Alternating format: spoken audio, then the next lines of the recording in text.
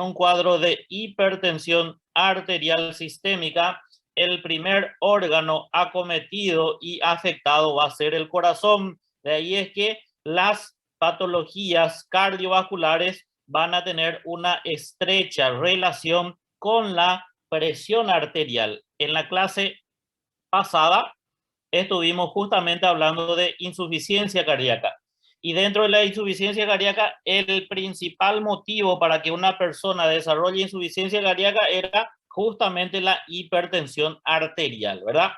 Muy bien, dentro de la definición, lo que nos da un libro de clínica médica que ustedes van a estar usando, el libro de Farreras, elevación sostenida de la presión arterial, sistólica o diastólica o de ambas, sistólica y diastólica, que afecta a una parte muy importante de la población adulta, especialmente a los de edad mayor.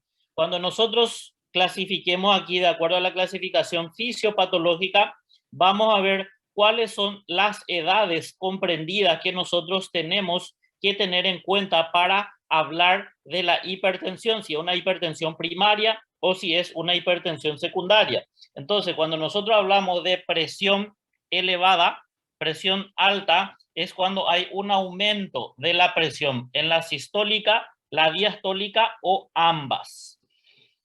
Epidemiología y riesgo cardiovascular, prevalencia, es una enfermedad muy prevaleciente a nivel mundial. Es una de las patologías más prevalecientes que hay a nivel mundial, junto con la diabetes mellitus. Entonces aquí nos dice la epidemiología que alrededor de 50 millones de personas en los Estados Unidos y continúa en ascenso. Peor todavía por allí, ¿verdad? Porque ahí hay lo que sería la alimentación rápida y la mala alimentación que lleva a que el paciente justamente desarrolle con mayor frecuencia cifras elevadas en la presión. En Paraguay, diferentes estudios estiman la prevalencia entre 37 y 42% de la población. Gran porcentaje, imagínense. Alrededor de 40% de la población es hipertenso aquí. La relación de presión arterial y riesgo de enfermedad cardiovascular es continua, consistente y dependiente e independiente de otros factores. Cada incremento de 20 milímetros en la presión sistólica o 10 en la diastólica dobla el riesgo de enfermedad cardiovascular. Y dentro de las enfermedades cardiovasculares podemos tener nosotros los cuadros o los síndromes coronarianos que se pueden producir a consecuencia de la hipertensión y también la insuficiencia cardíaca en el paciente. Después nos dice la prehipertensión señala la necesidad de incrementar la educación para reducir los niveles de la presión y prevenir el desarrollo de hipertensión en el individuo.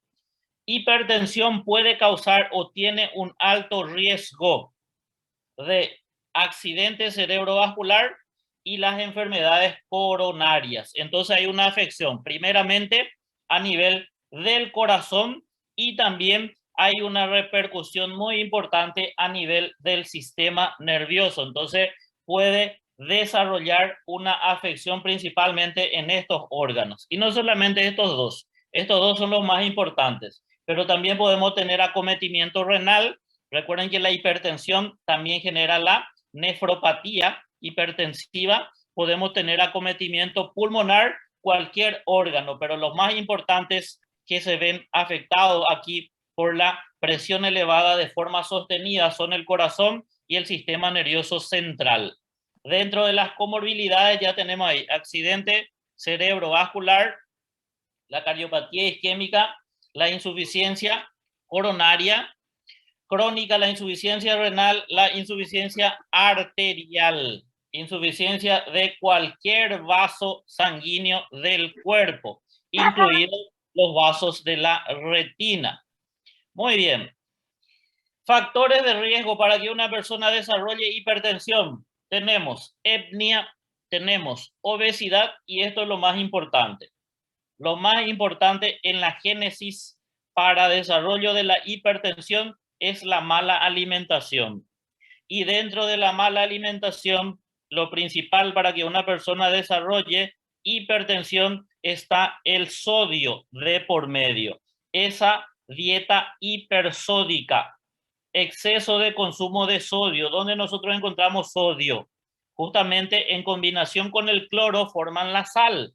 De ahí es que la gente que consume sal tiende a fácilmente elevar la presión arterial. Por eso el exceso en el consumo de la sal puede desarrollar un cuadro de hipertensión en el paciente. Por eso el paciente hipertenso no tiene que consumir sal. Entonces tengo mala alimentación. Empezamos mal.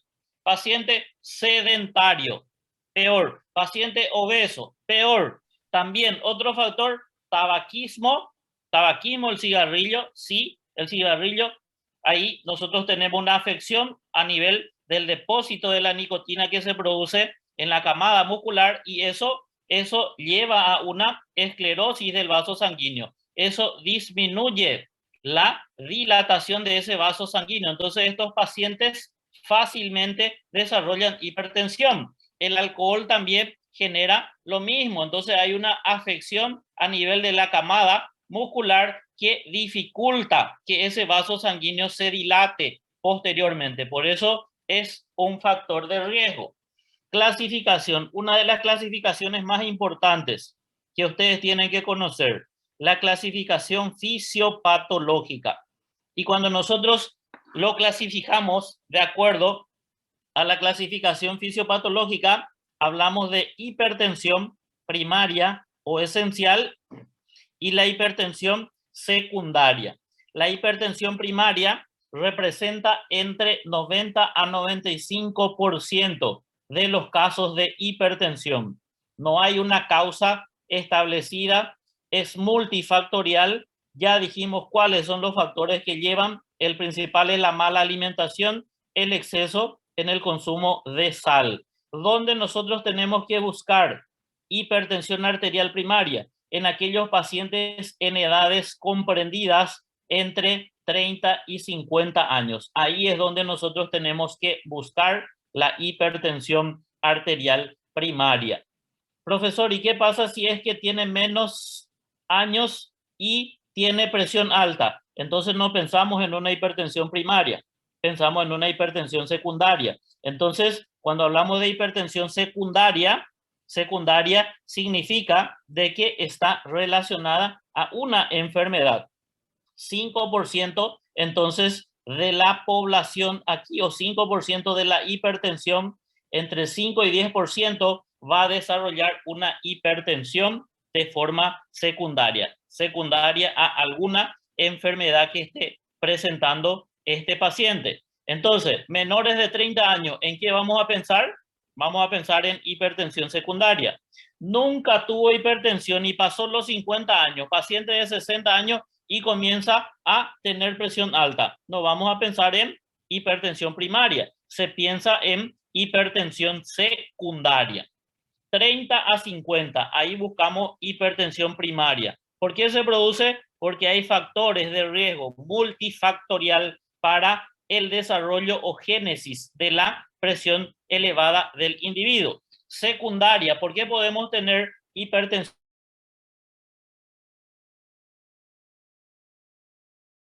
riñón?